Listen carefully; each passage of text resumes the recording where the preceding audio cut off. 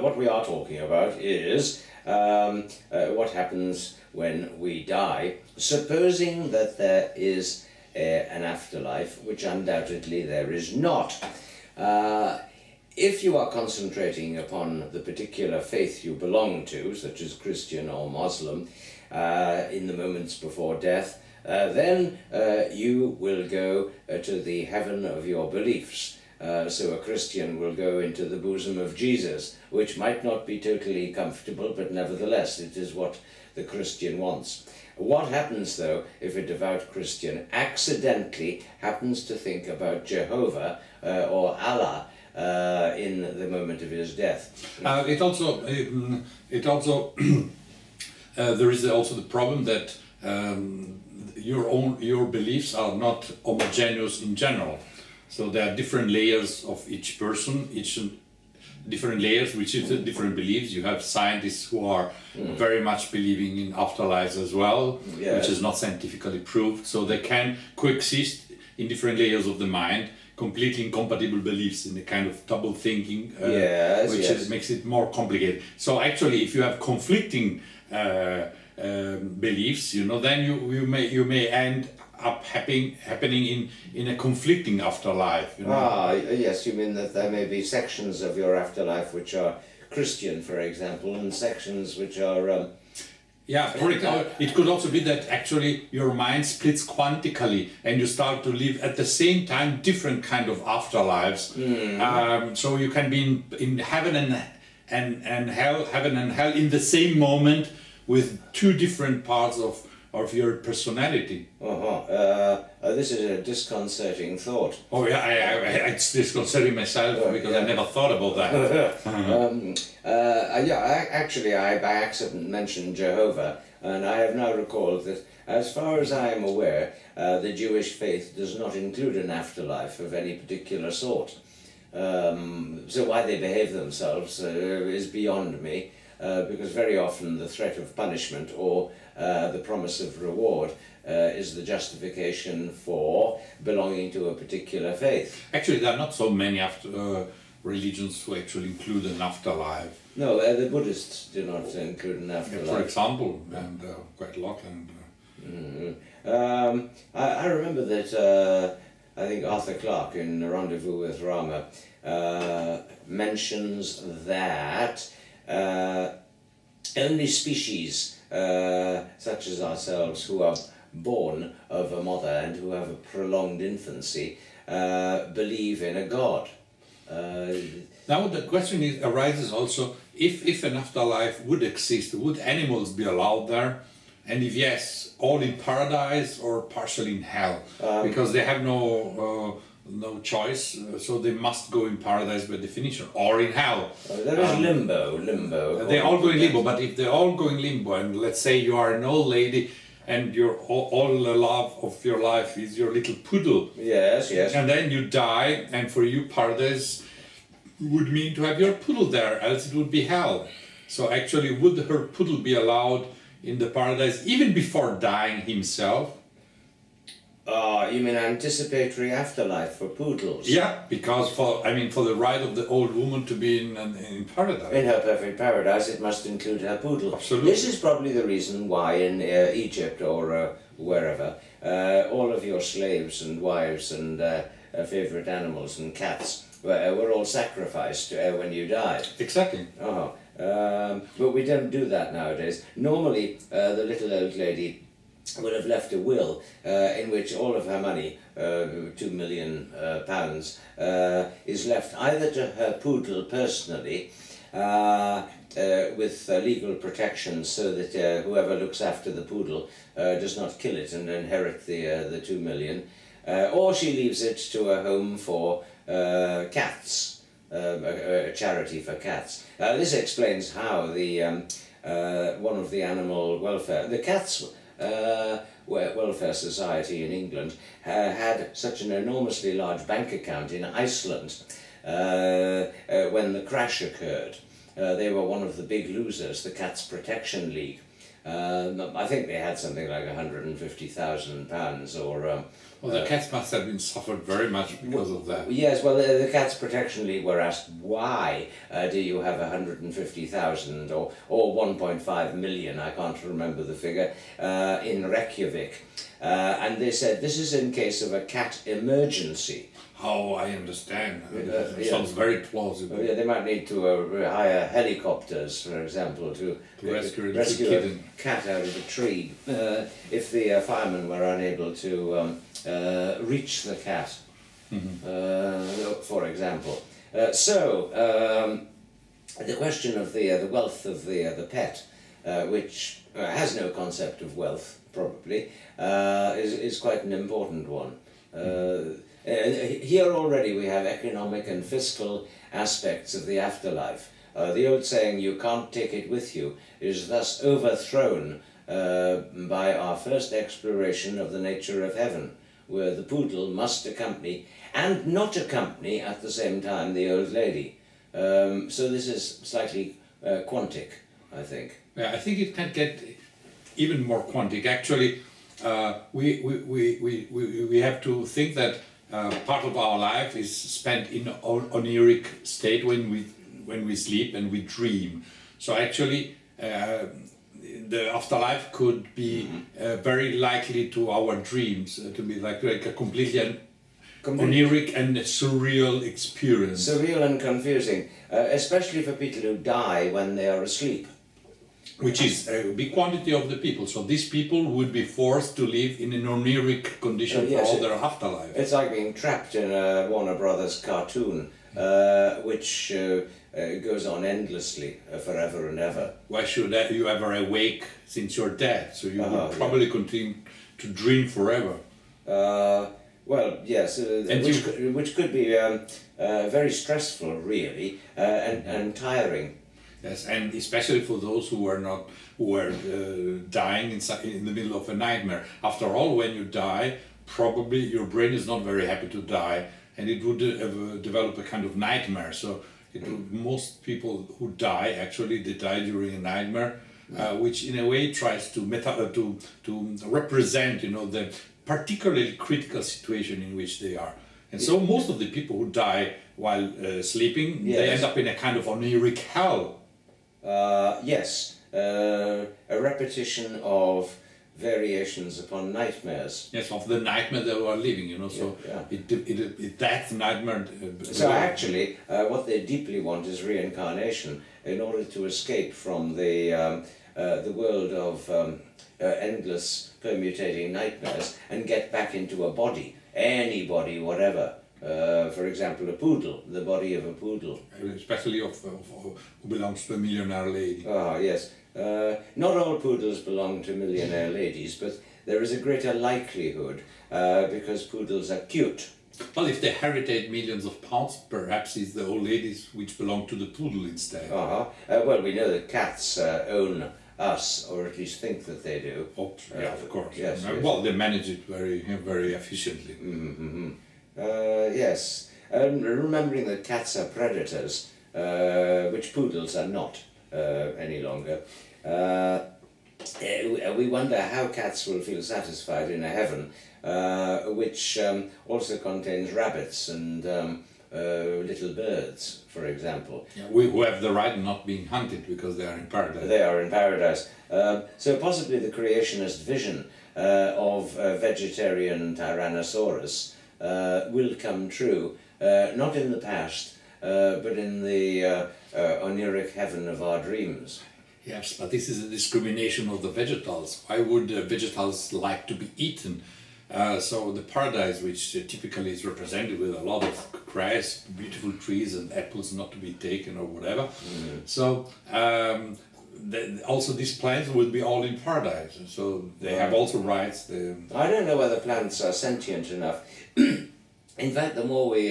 but they're alive. They're alive, yes, and also they sense their environment, because when one tree gets a disease, it sends out warning notifications by the vegetable equivalent of pheromones to its neighbour trees to alert them. This has now been discovered. And they also communicate by roots and maybe even by vibrations. They are alive, they are not self-conscious, but nevertheless they are aware of their environment. So they cannot be used to make furniture, so you will have only plastic in the paradise, because you couldn't use wood. Well, you should not use wood, but plastic comes from oil. Yeah, that's true. So you basically have only to have stones. You can only... Stones and nudity. Stones and nudity. So you have to sleep on the nude stone. Yes, yes. Without any cover, because covers are made by by wool, and this would violate the rights of the sheep who are in paradise. Yes, as well. Because the sheep clearly ended up in paradise. Yeah, but well, it is important to cut the coats of the sheep once a year, otherwise they feel too hot during the summer. So we can have clothes. Yeah, we can have clothes made from sheep's wool. But the sheep would not be warm in the summer, because in paradise it's always the perfect temperature. Perfect temperature, yes, but their coats will grow unless... what happened in the nature? I mean, we stopped growing at one point. I don't know if there is a limiting factor to how long a sheep's coat will grow. And this brings it up, I mean, are you allowed to cut your hairs in paradise?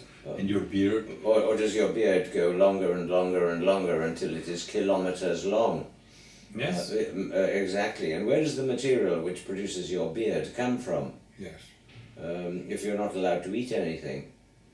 The afterlife is presenting a lot of problems. It does. It must be something in the atmosphere of paradise which you breathe. You metabolize, But if you cannot eat your favorite food, then it's not the real paradise, it's more like a hell. Maybe there are takeaways from hell, because some of my favorite foods are very hot, such as Indian food. And it's possible that in hell, rather than torturing people, hell is one large kitchen. They make kebab. Kebab and chili con carne and very hot. And various hot curries. And then they are sending these up in a kind of elevator. To limbo, and then you pick up them in limbo, because you cannot have a direct contact. So now we understand why limbo has been made for. This is why, it is where you collect your takeaways. Because there was no other logical explanation for the existence of limbo. Yes. Which was not in the Bible. So actually, limbo has been invented only when takeaways has been created. This was a necessity, to park, kind of drive in for souls. So this means that heaven is completely littered with used takeaway containers, like a rubbish dump. Or maybe they send them back to hell, but hell would not accept litter from heaven. I mean, they already get litter from the earth. Precisely. Spiritual litter. Yeah, so I don't know what you do with all of the used takeaway containers. You can't throw them over the edge so that they drift down like a rain of used takeaway containers into hell to be refilled. What about bacteria? That's a fascinating. I was thinking of the remains of food in the used takeaway containers. Starting to grow funguses and bacteria and things inside of them. But are bacteria allowed into the afterlife? And what about fungi? Because these are the third kingdom. We have animals, we have plants, and we have fungi. We often forget that fungi are a separate third kingdom. And, this is nobody has really seriously thought about how life actually is structured in this afterlife. I know. They don't think about people eating. They just say you will not wish to eat nor to drink or something like that. But now we have slided in the assumption that the afterlife is linear and coherent to some extent. While actually the main idea would be that it would be quite quantic and very much connected to what you were thinking and believing in the moment you die. Yes, and very incoherent, therefore. Yeah, exactly, and very different for each of the dying souls.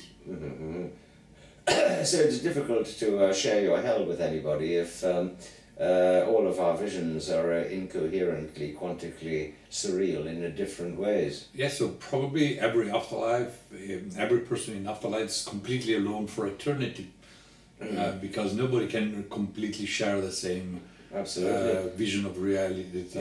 Yeah. Well, in fact, therefore the takeaways will be part of the hallucination they're experiencing. And in fact, if they happen to receive the same takeaway for, say, 10,000 years, such as a Madras meat curry, they will begin to hate it after approximately 1 week. And then they will begin to wonder whether they are in fact in hell, condemned to eat the same very hot meal.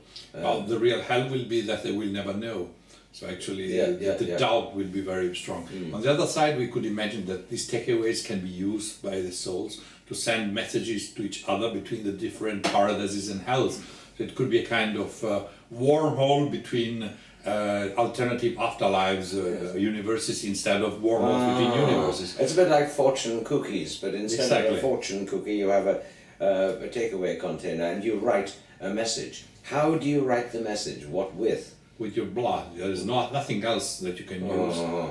You have every time that you receive a takeaway, make a hole in your body, extract some. Use your finger. You can bite yourself very strongly and write on the bottom of the takeaway container something. And hope that the blood actually dries to form a coherent message. In an appropriate language that somebody else could decodify in another afterlife universe. Yes. Well, now it's not sounding very good for afterlives. No, and especially a lot of people die in accidents, and in the last moment before dying, they just shout the word shit. Yes. Because actually they just realize that they will be dead in a second. And so it looks like shit is actually one of the most frequent words which are pronounced by dying people who are not dying for natural causes. Which leads to a new perspective. We will have at least one coherent afterlife universe in which you will have a lot of people, and these are all the people who actually have exclaimed shit in the moment in which they die. Yes. And of course it will be a very shitty universe, afterlife. I mean, it will covered in shit for eternity, essentially. Yeah, however, their bodies will have been repaired. Yes, with a repaired body they will just find themselves all in a kind of... Yeah, because otherwise it's very difficult for them to move if their body was completely wrecked a moment before they died. Well, actually this is the point, because the body cannot be repaired. This is magic, and afterlife is magic, after all. It cannot be magic. It must follow strict laws of logic. So actually if you get into little pieces, you have to continue to exist into little pieces in the afterlife, exactly in the shape in which you died. Why should you have a different shape? Who has the will to decide which shape you must have? Yeah, but if you are broken into many pieces, you cannot collect your takeaway. Well, this is a main problem. This means you will have not the pleasure of eating, and you will just live by pieces, wandering around in a kind of cloud of flesh and... If they wander, they can try and join together again. Yeah, but it will be always an illusion. Every shake, an old friend comes and gives you a pat on the shoulder, and then you fall into pieces because you were never. Yeah, and then some pieces maybe. Well, no piece should be missing actually, because all of you goes in paradise. Also, all the blood, but the blood then will be outside you. So it's a kind of like a comet. You will wander around, leaving a trail of blood, which then, when you stop, reaches you and fills you again in this illusion of a reintegrated body. Oh, yes. Well, what about prostheses that have been put in the body, such as metal rods in your legs? Oh, they cannot go to paradise. They can't go to paradise. So you become crippled. Oh, and if you receive kidney transplants from a dead person? This is a very, very fascinating problem. And since you pronounced prostheses, I was thinking now prostitutes. They must also be allowed somewhere in afterlife, and will they continue to make their job? Yes. With whom and for what? Because there is no money there. So if there is no money, they are not prostitutes anymore. Yeah, there's no reason for prostitution. Yeah, but their identity has been denied. Yeah. Assuming that they were willing prostitutes, and some are. As opposed to unwilling ones. Yeah, well, the unwilling are slaves. They're not really prostitutes. No, they are slaves. Sexual slaves,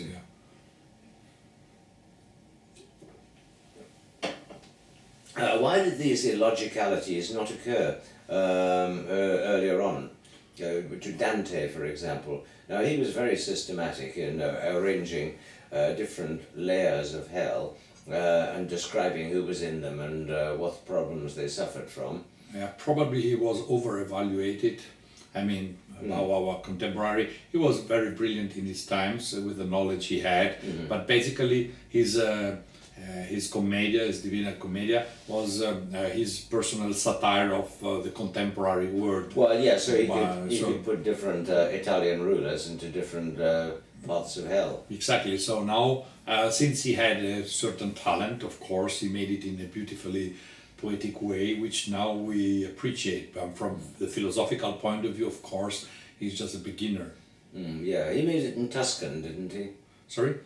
Tuscan. Yes. Which became eventually Italian. Mainstream Italian. Now imagine if he had been Sicilian. Imagine the Divina Commedia. It's another language, and actually it's a beautiful language. Ah, yes. But do all people understand each other in paradise, in the afterlife? Remember the Tower of Babel? Exactly. Yes. Maybe the Tower of Babel is still existing in the afterlife. Oh, it could be. Because after all, you have also all the people of languages which went extinct. Yeah, precisely. And ones from languages which were very primitive when they were just starting to evolve as noises and signals and yes, of course. After all, you have hundreds of thousands of years of history of mankind before it really started to structure a complex language, the one that some of us talk today. We ask ourselves, who was the first soul to get into heaven? Yes, and who actually acquired the status of not only animal anymore. What was the determining factor? Was it complexity of language? Someone who managed to say a sentence with 3 words in it. Well, dolphins can make better already. Well, yes, of course they can. So you had a lot of dolphins in heaven, in the green grasses. You know, they will have some problems walking around. I hope they will have a sea. Do you have oceans in the heaven? Well. Because usually heaven, you have a little river and a little lake, and that's all. You never have oceans with storms. I have not seen any, in fact. In my afterlives, I didn't see them either. There is a big creation gap there. Yes. Just because people don't live so much in the middle of oceans, you know, they forget it in the afterlife. The people who created afterlives tended to live inland on the whole. Yes, and they had a little river and the lake. A little river, and that was all. And they didn't have skyscrapers, which is ridiculous. I mean, if you have lived all your life in a skyscraper, you can never dare to live near a little river with nothing around. With a field and a tree and herds and herds of cows, which you must milk every day, because otherwise their udders swell and swell and swell and burst. This would be hell, actually, for most of the people who live in New York. It would be hell for the cows, and it would be hell for the people who have to milk the cows. You thought it was so easy, the afterlife issue. I mean, it's not. And let's not forget, you know, still the people who actually die thinking it's shit, and who find themselves eventually in a completely shitty afterlife. Yes. Because it's very difficult to focus exactly on because in a way death freezes your existence. I mean, death is the stopping of time of your existence. So it's unreasonable that any real change happens afterwards. And so it really must be the crystallization of the moment in which you are. Which is tough if you happen to be tortured to death. Yeah, which exactly. Has happened to a lot of people. Which are innocent, so they would deserve to go to paradise, but their paradise is being tortured for eternity, which is slightly worse. Yeah. Well, some were guilty, but nevertheless, the death by torture is not fun. No. And the afterlife by torture is worse than fun, because you have not the hope to die. In fact, logically, to prevent death by torture, most rational people should commit suicide as soon as possible. Yes, during sex. Yes. This is probably the only thing that we can be sure about that. Yes. And dying during sex would mean that you enter a sexual paradise. Yes, or hell. Or hell, yes. It depends if it was a rape. Yeah, well, exactly. Or a terrible mistake in choosing your partner. Yeah, so there are a lot of problems. Of course, the Buddhists believe in nothing, achieving a state of no personality. Well, this is very close, actually, to my idea of afterlife anyway. Yes. A state of nothingness with no personality, And no observer. and no observer, and actually no time, no space. Yes, yes. No you. Oh, well, this is probably an exact definition of the non-afterlife. Yes. The trouble is that you never know that you have entered it, because You cannot really appreciate while it. you are alive, as Wittgenstein said, death is not an event in life, death is not lived through. And most people dream about the afterlife, but they never dream about their before being born.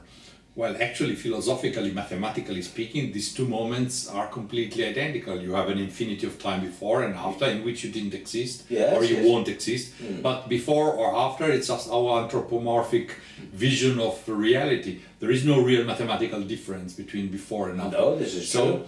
you will feel after the life probably exactly as you were feeling before being born. This is probably Which is nothing. yeah, I don't remember much. No, I don't know. When in the year 1000 AD, I was not feeling very much about anything. Yes, nor did I. Thank God, because I would not have wished to live then. Yeah, it was terrible periods, you know. Yeah, and, Vikings attacking you and no antibiotics. Black Toothaches and plagues. And plagues, ignorance. no internet. Some intercourse though, because otherwise we would not have continued. I did write a story about reincarnation, but it could happen in the past as well. So there's no reason why not. I wrote the same. Oh, did you? Yeah, I mean, it's a nice coincidence. Then it must be true. Well, of course, pre-incarnation this would Yes. be. So you have your sequence of lives, but they are not necessarily proceeding onward into the future in our world. Your next incarnation can be 1,000 years ago. Yeah, exactly. I even wrote in a story, which actually is paradoxing, that people could be just one single, all the creature of the world could be one single individual reincarnated billions of times. Oh, yes. By going back in time and exactly in the same instant after your death, you know. Wow. I'm making a little confusion, you know. But actually, it can be the single individual reincarnated a lot of times just by going back in time. And so... Yeah, I did read a theory that the universe could consist of one particle, which happens to be bouncing around. Yeah, perfectly. This is actually the perfect evolution of this same line of thought. And it's very reasonable, I think. Oh, I agree. Reason is our watchword. It is our banner. We put it on our flag. Reason. And reason, if nice enough, fits perfectly. Yeah, also. If nice enough.